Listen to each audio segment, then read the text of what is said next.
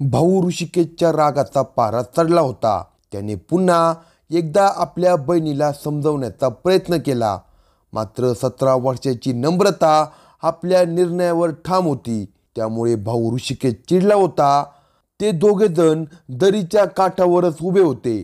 खाली 200 फूट खोल दरी होती आणि अणकुचीदार आणि भले मोठे दगड असल्याचेही ऋषिकेशने निहाळून घेतले होते. 2 तास समजून सांगितल्यानंतरही नम्रता आपल्याच मतावर ठाम होती. त्यामुळे ऋषिकेशच्या तळपायाची आग मस्तकात गेली. नम्रताचा नकार आणि परिसरात सुरू असलेल्या क्रिकेटचा आवाज या दोनच गोष्टी ऋषिकेशच्या कानावर पडत होत्या. त्यामुळे त्याने क्षणाचाही विलंब न करता नम्रताला 200 फूट खोल असलेल्या दरीत तिला ढकलून दिली. मदतीची विनंती करत नम्रता क्षणार्धात डोंगरावरून खाली दरीत कोसळली.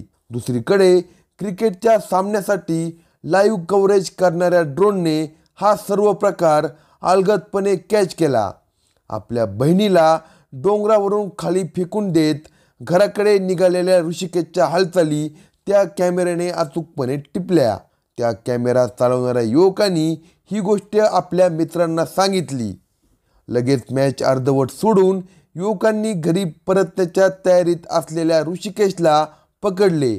डोंगरावर जाताना ऋषिकेश सोबत एक मुलगी असल्याचे या सर्वांनी पाहिले होते. मात्र आता तो एकटा परत येत असल्याने त्याच्या सर्व हालचाली टिपल्या होत्या. त्यामुळे सर्वांनी त्याला पकडून पोलिसांच्या हाती दिले. पोलिसांनी त्याच्याकडे चौकशी केली तेव्हा त्याने एक भयंकर माहिती पोलिसांना दिली. भावाने आपल्या सख्ख्या बहिणीचा खून का केला असेल या व्हिडिओमध्ये सविस्तर पाहू. जर चॅनलवर नवीन असाल तर कलम 302 या मराठी चॅनलला लगेच सबस्क्राईब करा. छत्रपती संभाजीनगरच्या MIDC परिसरात नम्रता आपल्या कुटुंबासह राहत होती. वय वर्ष 17 असलेली ही युवती 12वीच्या वर्गात शिक्षण घेत होती. श्रीमंत घरात लाडाने मोठी झालेली नम्रता ही करिअरमध्ये वेगळे स्थान निर्माण करण्यासाठी धडपड करत होती. तिला घरातील उच्च शिक्षित सर्वजण नेहमीच मार्गदर्शन करत होते.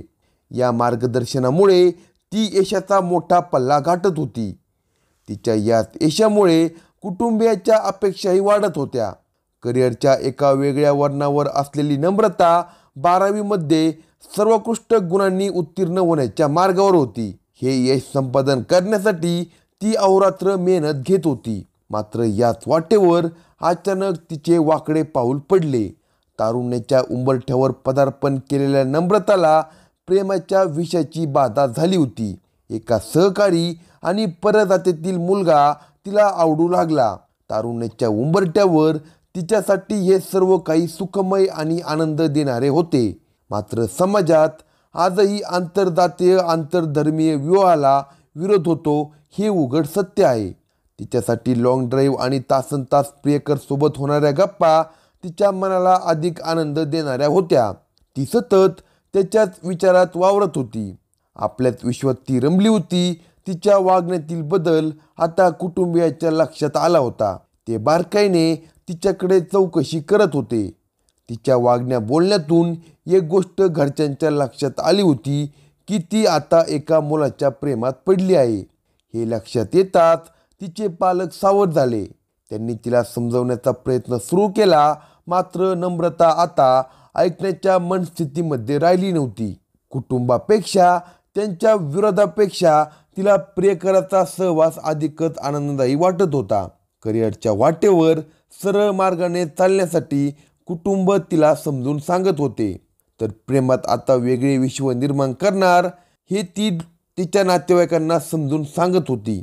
कॉलेजसाठी घरातून बाहेर पडलेली नम्रता ही प्रियकरासोबत वेळ घालवत होती. शहागड येथे राहणारा हा तरुण तिला आता साथ देऊ लागला. तिच्या प्रत्येक दुःखावर तो फुंकर घालत होता. साहजिकच तिला कुटुंबापेक्षा प्रियकर हवासा वाटत होता. रात्रीचा विरह तिच्यासाठी जीवघेणा ठरत होता. त्यामुळे रात्री फोनच्या माध्यमातून चॅटिंग आणि बोलणे यातून ती तिचा विरह दूर करत होती. ती प्रियकरासोबत मजेत आणि सुखात राहण्याची स्वप्ने बघत होती.